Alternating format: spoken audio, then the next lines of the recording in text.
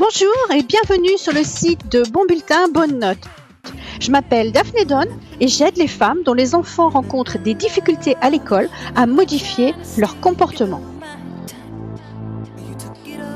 Bonjour, bienvenue dans ce nouvel épisode. Alors aujourd'hui, c'est l'épisode numéro 23 et je l'ai intitulé « En tant que bonne, entre guillemets, maman, je dois 3 petits points ». Alors, dans l'épisode d'aujourd'hui, en fait, on va s'intéresser à vous, les mamans, et on va parler encore une fois d'émotions. Vous le savez, chez Bon Bulletin Bonne Note, j'accorde une place extrêmement importante à nos émotions parce que ce sont les meilleurs indicateurs de ce qui se passe dans nos vies. Vous savez que nous agissons différemment suivant la façon dont nous nous sentons. Alors, c'est vrai pour vous, c'est vrai pour moi, c'est vrai pour absolument tout le monde. Parfois, et disons même que c'est quelque chose que je rencontre plutôt souvent, eh bien vous agissez en fonction du jugement des autres. C'est-à-dire que vous agissez différemment suivant si ce que vous faites, ce que vous dites ou bien les résultats que vous obtenez, que vous montrez au monde, eh bien vous agissez différemment s'ils sont validés en quelque sorte, s'ils sont acceptés par les autres, entre guillemets, et peu importe qui on met derrière ces autres. Ça peut être la voisine, votre conjoint, ça peut être belle-maman ou votre propre maman aussi, bien sûr. Bref, si les autres ne valident pas en quelque sorte vos actions, vos résultats, alors vous ressentez une émotion. Ça peut être de frustration, ou bien de culpabilité, de colère parfois, d'incompréhension aussi, c'est possible si c'est quelqu'un qui est très proche de vous. Et alors, il peut se passer 2 choses. Eh bien, soit vous décidez de continuer à agir comme vous le faisiez avant sur ces choses qu'ils ont critiquées, et alors vous agissez aussi en parallèle contre eux, à partir de ces émotions que leurs critiques ont déclenchées en vous, donc cette frustration ou bien cette colère, ou bien alors vous décidez de changer le comportement initial que vous avez eu, qui a été critiqué, pour enfin pouvoir recevoir de leur part cette validation dont vous avez tellement besoin. Alors bien sûr, ce que j'ai pu constater, c'est que ce phénomène, il est encore plus exacerbé si ce dont on parle, si cette chose pour laquelle vous n'avez pas reçu l'approbation des autres, la validation des autres, si cette chose touche à votre fibre maternelle. Lorsque ces autres, vos proches ou moins proches d'ailleurs, critiquent, jugent certains de vos comportements, certaines de vos actions, alors immédiatement, vous avez des pensées inconscientes qui proviennent de vos 3 centres de conscience inférieurs et qui vous font alors penser de façon inconsciente d'abord que vous n'êtes pas une bonne, entre guillemets, maman. Alors ça peut avoir un lien avec la scolarité de vos enfants, mais pas que. Ça peut venir d'absolument partout et pour tout. L'heure à laquelle vous les autorisez à se coucher, le nombre d'heures qu'ils passent ou pas devant une tablette, devant un ordi, devant une console, la qualité nutritionnelle des repas que vous leur préparez, etc., etc. Absolument tout, toutes ces choses-là, à la moindre critique venant d'un tiers, peuvent déclencher en vous cette peur de ne pas être une bonne maman. Alors, c'est complètement inconscient au départ, mais vous avez des pensées au niveau du centre de la sécurité qui vous disent que peut-être oui, ils ont raison et que votre enfant n'est pas parfaitement en sécurité auprès de vous avec cette éducation que vous lui donnez actuellement. Ou alors vous avez des pensées au niveau du centre des sensations qui vous disent que vous allez alors devoir travailler beaucoup pour devenir une bonne maman, que vous allez devoir encore vous sacrifier pour eux. Et puis vous avez aussi des pensées au niveau du centre du pouvoir qui font que vous allez alors soit changer les choses et vous conformer aux désirs des autres pour qu'ils vous accordent leur acceptation, pour qu'ils valident alors que vous êtes une bonne maman, soit vous allez utiliser ce pouvoir pour vous rebeller contre eux, vous mettre en colère contre eux, créer des discussions avec eux. Ok ? Vous comprenez comment ça fonctionne ? Et puis, si vous ne vous souvenez plus de ce que sont ces centres de conscience inférieurs, ou si vous êtes nouvelle sur le podcast, je vous invite à réécouter le podcast numéro 13 qui s'intitulait « C'est l'inconscient de votre enfant qui a le contrôle à son insu », parce que là, c'est exactement la même chose pour vous ici, d'accord ? Bref, les autres vous critiquent d'une façon ou d'une autre et bim, ça déclenche immédiatement en vous ces pensées inconscientes qui alors vont vous faire ressentir soit de la frustration, soit de l'énervement, et ça, c'est dans le meilleur des cas, d'accord? Parce que ça peut être aussi une profonde colère, une rage même contre la personne. Et il arrive malheureusement de voir ça dans des faits divers.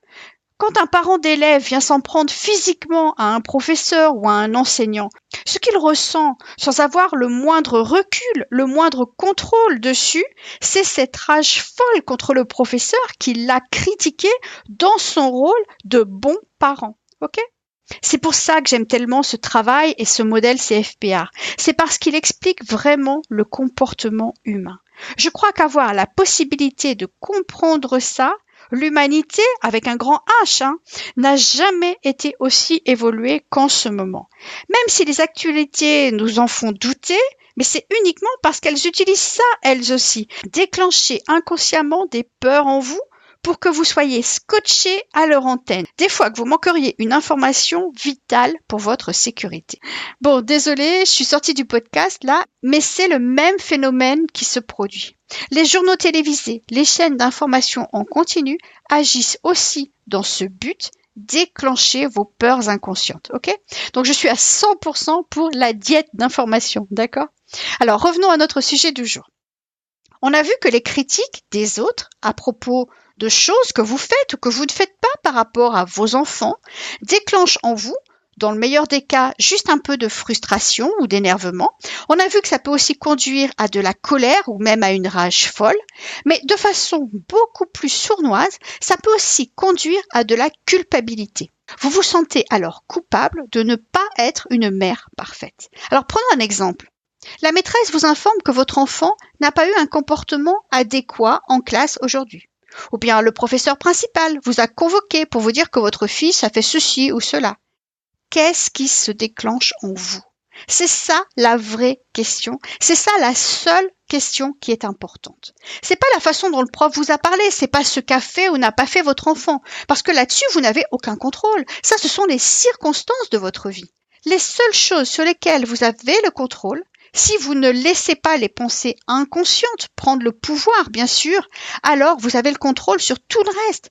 Pas sur la façon dont le prof vous a parlé, pas sur ce que votre enfant a fait ou qu'il n'a pas fait, mais sur ce qui se passe en vous, vos pensées conscientes, les émotions que vous ressentez, les actions que vous entreprenez.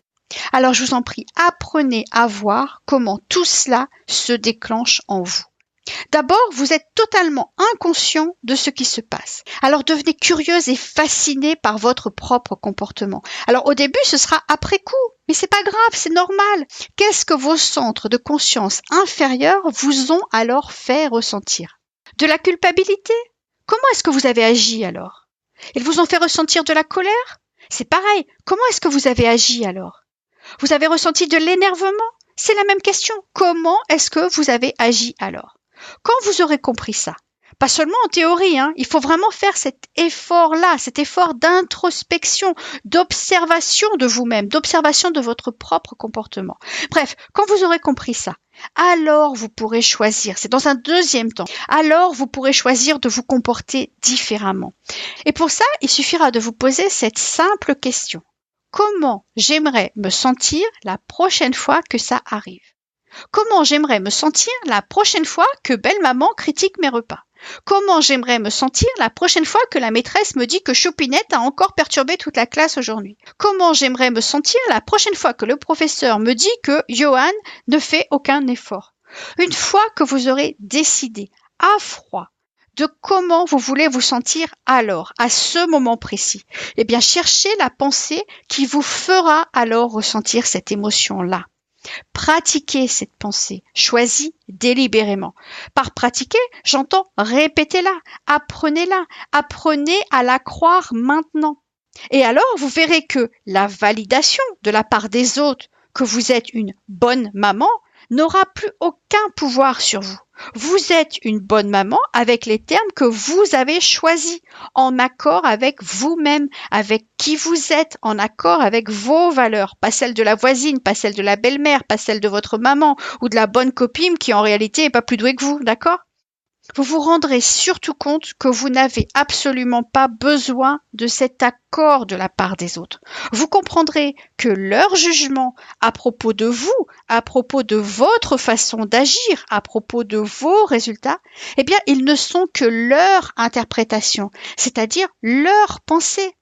Elles ne reflètent absolument pas qui vous êtes, vous. Elles ne sont que la réflexion de qui ils sont, eux.